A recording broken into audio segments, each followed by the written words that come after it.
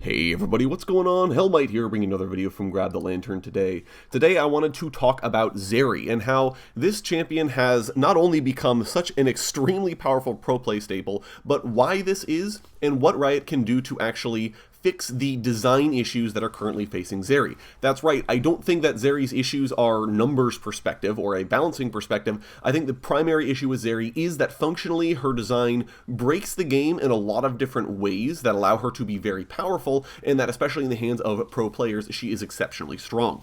Now obviously this is probably going to come as a surprise to you. Zeri is not particularly powerful in casual play at the moment. I believe she has something like a 41% win rate in Platinum League and above. This does increase very slightly when you go to the very top tier of competitive play, but generally speaking, Zeri has a very, very low percentage win rate across the board in casual play. However, if you start looking at basically all of the major professional leagues, Zeri has not only an exceptionally high presence, usually exceeding 70% presence in drafts, which means pick or ban. Zeri is there 70% of the time in most leagues, but also maintains a positive win rate throughout all of it. Zeri is always positive win rate when she is allowed to be played, which means that you know she's exceptionally strong in professional play. And now the major reason for this disconnect here is that a lot of Zeri's power in Riot's design philosophy is that she is unreliable. The thing that makes Zeri weaker than other AD carries is the fact that her primary damage output, right, her auto attacks, is completely missable. And this is a very different place for a champion to be, in that an AD carry is usually defined by their ability to, at the very minimum, right-click champions and dish out damage. Usually that is the case for marksmen, and Zeri is completely in a different category. She can't do that. She literally can't. She has to be hitting skill shots the entire time to do damage. And while this makes sense then in lower levels, making her weaker because lower skill players are going to be less able to hit shots or to consistently hit shots, it also then means that when a character is maxed out, as she is in professional play, that the odds of an individual shot missing are extremely low, and it means that consistency is going to be extremely high. This is one of the reasons why Kalista, for example, is very powerful in pro play, because pros have the APM necessary to perfectly kite with Kalista in comparison to more casual players who may not be able to actually micro Kalista as well as other players. Zeri is in a similar boat. Weaker players are not going to be able to land every shot on her. Pros will be able to.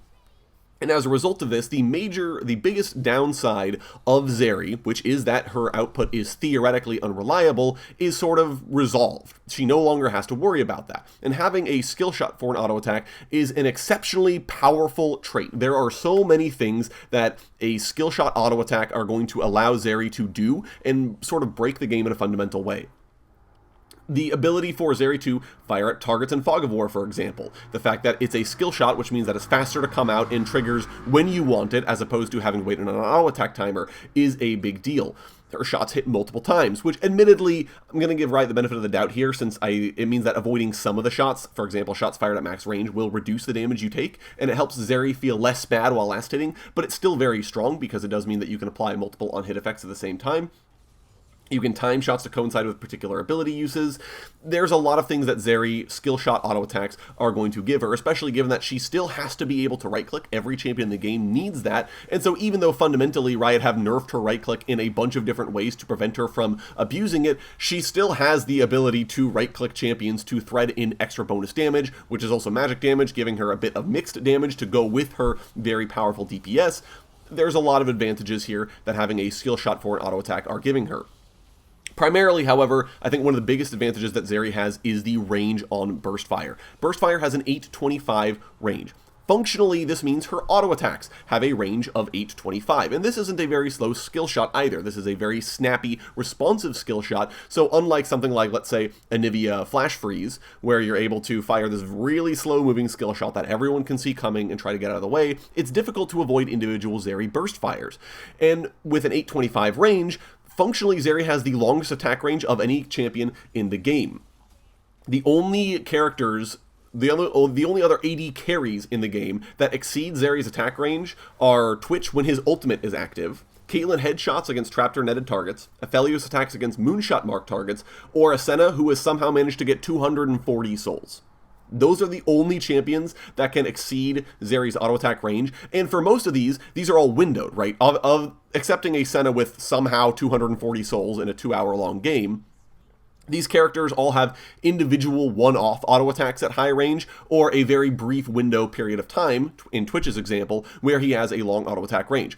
Functionally, Zeri exceeds the range of every other marksman in the game. Yes, even a Kog'Maw with his W active. Yes, even a Tristana at maximum stacks of draw bead. Yes, even Jinx with Wishbones out.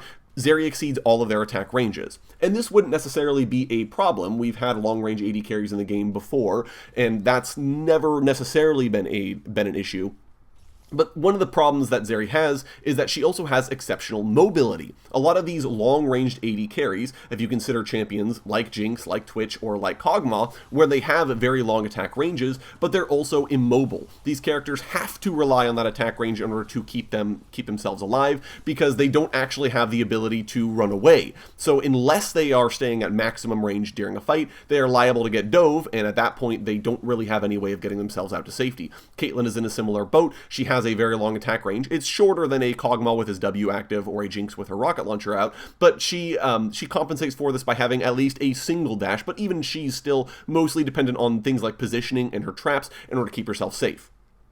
Zeri exceeds the attack range of all of these champions while simultaneously having an exceptionally powerful suite of mobility-based tools. Her passive gives her bonus movement speed, her ultimate gives her an indefinitely stacking movement speed bonus, and if that weren't enough, she has a free targeted dash that will go through literally any terrain feature that she points it at. That's just coded into the ability. It will always go through the terrain feature in its entirety.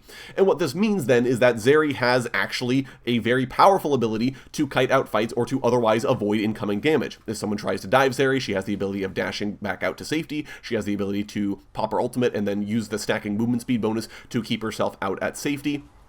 Obviously, if her shield bow triggers, which is a very powerful item and popular item on Zeri right now, she gains the bonus movement speed then from her passive, which can help her even more mitigate the weakness that she might be from being at low health. There's a lot of issues then that Zeri has, because not only now does she have an extremely long range, but she also has the mobility tools to keep herself safe in general.